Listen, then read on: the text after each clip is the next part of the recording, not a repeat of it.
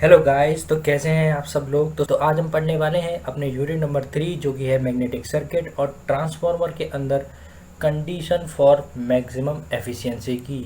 I repeat, आज हम यहाँ पर पढ़ने वाले हैं कंडीशन फॉर मैक्सिमम एफिशिएंसी।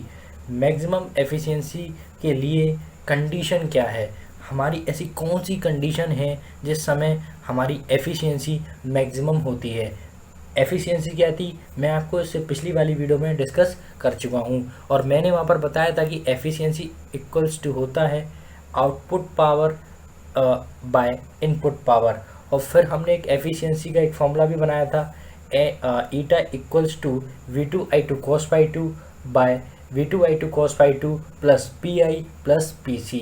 ठीक, तो आज हम बात करने वाले हैं कंडीशन फॉर मैक्सिमम एफिशिएंसी की। तो आज हम उस कंडीशन के बारे में जानेंगे, उस कंडीशन को पता लगाएंगे जिस केस में मैक्सिमम, जिससे हमारी एफिशिएंसी जो है वो हमें मैक्सिमम मिल सके।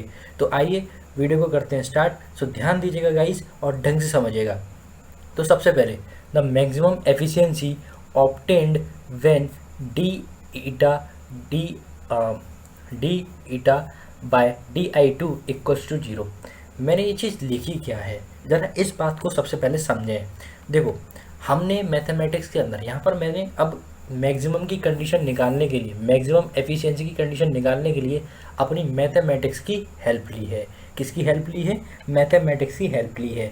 मैथमेटिक्स के अंदर आपने 11th 12th के अंदर ये पढ़ा होगा कि जब भी हमें कोई चीज़ मैक्सिमम निकालनी होती थी, मिनिमम निकालनी होती थी, तो हम डिफरेंशिएशन की बात करते थे, डिफरेंशिएशन की बात करते थे। और डिफरेंशिएशन में हम किसी भी चीज़ की हमें जब मैक्सिमम क्वांटिटी या मैक्सिमम वैल्यू निकालनी होती थी तो हम उस चीज़ का डिफरेंशिएशन को 0 के इक्वल रख देते थे। ठीक है, ये आपने मैथमेटिक्स के अंदर पढ़ा होगा। तो बस मैंने वही चीज़ यहाँ पर उठाई है।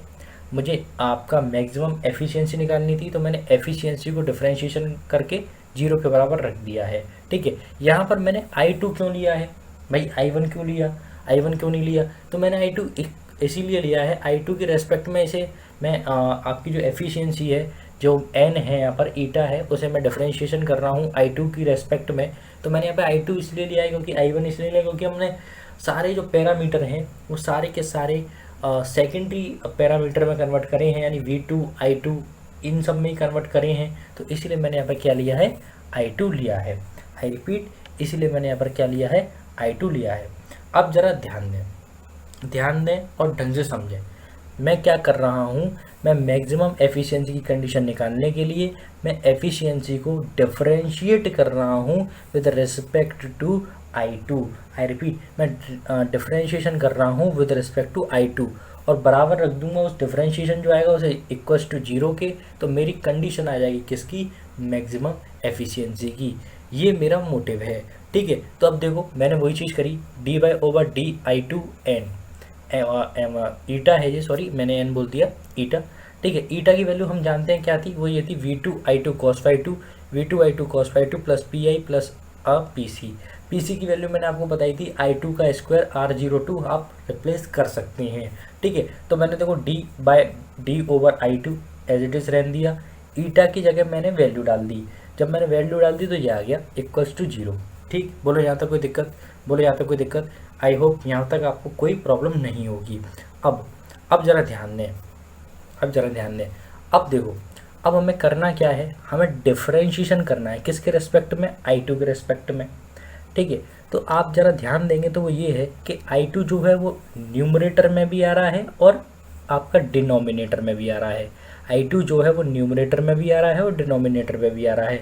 तो डिफरेंशिएशन के अंदर जब कोई चीज़ न्यूमरेटर में भी होती है और डिनोमिनेटर में भी होती है और हमें उसका डिफरेंशिएशन करना होता है तो हम यहाँ पर आपका क्या करते हैं, डिवाइड रूल लगा देते हैं।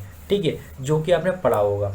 ठीक है, मैं आपको डिवाइड रूल बोल रहा हूँ तो आपने पढ़ा होगा। तो उसके अंदर हम क्या कर देते, जो डिनोमिनेटर है पहले उसका स्क्वायर कर देंगे। ठीक है, डिफरेंशिएशन केस में पहले हम डिफरेंशिएशन करेंगे आपका न्यूमरेटर का, देन हम करेंगे डिनोमिनेटर का। ठीक है, न्यूमरेटर का जब हम करेंगे तो डिनोमिनेटर एज इट इज़, जब हम डिनोमिनेटर का करेंगे तो न्यूमरेटर एज इट इज़, और एक्स माइनस का साइन आता था। ये आपने अपने मैथमेटिक्स के अंदर पढ़ा होगा। सिंपल उसी रूल को मैंने यहाँ पर सिर्फ एप्लीकेबल किया है। ठीक है, अप्लाई किया है और कुछ भी नहीं किया है। तो ध्यान दें, यहाँ तक आपको सारी चीज़ें क्लियर थी। अब मैंने इसको डिफरेंशिएशन किया तो नीचे क्या है V two I two cos phi two plus P I plus I two square R zero two, ठीक है। तो इस पूरी क्वांटिटी का स्क्वायर हो जाएगा जब मैं डिफरेंशिएशन करूँगा तो मैंने इस पूरी क्वांटिटी को स्क्वायर कर दिया, ठीक है। अब न्यूमरेटर का क्या होता है, न्यूमरेटर का क्या होता है डिफरेंशिएशन, सबसे पहले डिनोमिनेटर एज इट इज़।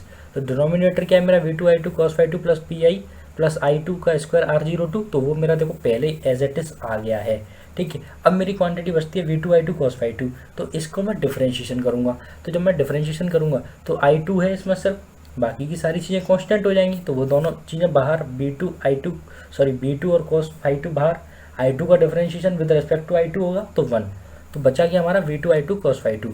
तो हमारा पहला जो टर्म है वो सॉल्व हो गया ये, ठीक।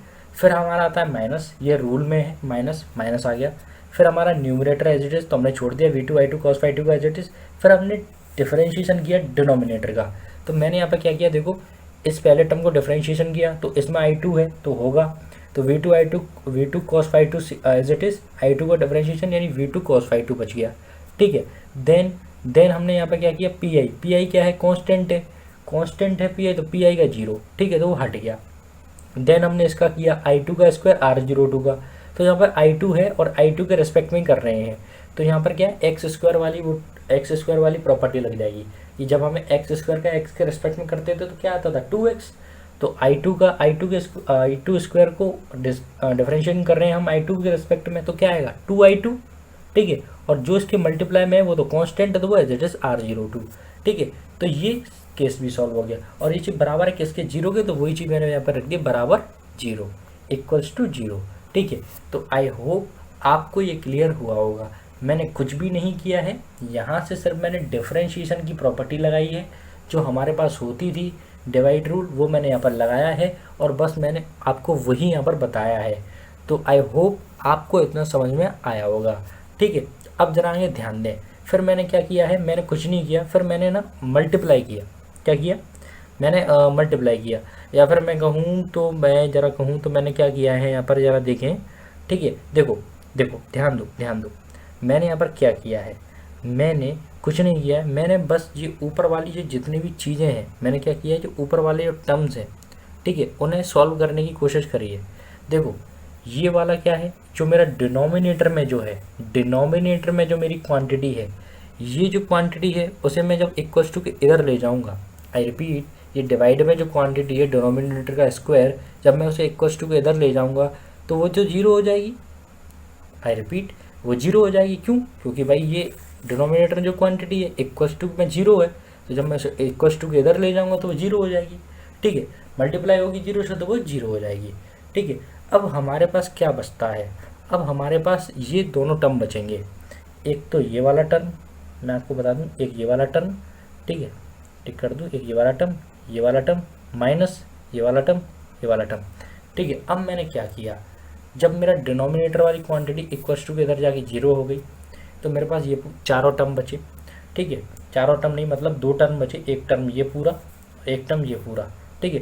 तो अब मैंने इन दोनों को सॉल्व किया, जब मैंने इन दोनों को सॉल्व किया, आप करेंगे अपने आप करके देखिएगा, मैंने इन दोनों को सॉल्व किया और मैंने सॉल्व करने के बाद क्या किया, इन दोनों मतलब जितने भी टर्म्स आएंगे, जब मैंने मल्टीप्लाई करके इन दोनों को आपस में जब सॉल्व किया तो मैंने देखा जितने भी टर्म्स आएंगे तो उसमें से मैंने कॉमन क्या निकाला, v2 cos फाई टू, वो सब में से कॉमन आ जाएगा। आप देख भी रहे हैं कि यहाँ से इनटू मल्टीप्लाई करेंगे इसका तो v2 cos फाई टू इसमें भी है, इसमें भी आ जाएगा, इसमें भी आ जाएगा, इसमें v2 i2 cos phi to है तो इसमें भी आ जाएगा, इसमें भी आ जाएगा, तो v2 और cos फाई टू सब में कॉमन आ रहा है, तो मैंने कॉमन निकाल लिया। अंदर क्या बचा मेरा, जब सारी चीज़ों को सॉल्व करके तो अंदर क्या बचेगा मेरा, v2 i2 cos phi two plus P I plus i2 का square R02 minus v2 i2 cos phi two minus 2i2 का square R02 bracket close equals to zero, ठीक है। ये चीज़ मेरी बची। आई रिपीट, मैं दोबारा रिपीट कर दूं तो मेरा डिनोमिनेटर जो है वो इक्वल्स टू के इधर जाके जीरो हो गया, ऊपर के जो दो टर्म थे मैंने उन दोनों को सॉल्व किया, सॉल्व करने के बाद जितने टर्म्स आए उसमें से मैंने v2 cos फाई टू को कॉमन लिया और एक बड़े ब्रैकेट के अंदर ये सारे टर्म्स मेरे आ गए, ये मल्टीप्लाई में थे किसके, v2 cos फाई टू के, ठीक है। अब v2 cos फाई टू देखो ये इसके मल्टीप्लाई में है तो ये इक्वल्स टू को जब इधर जाएगा तो जीरो हो जाएगा, ये 0 हो जाएगा, ठीक है, 0 हो गया।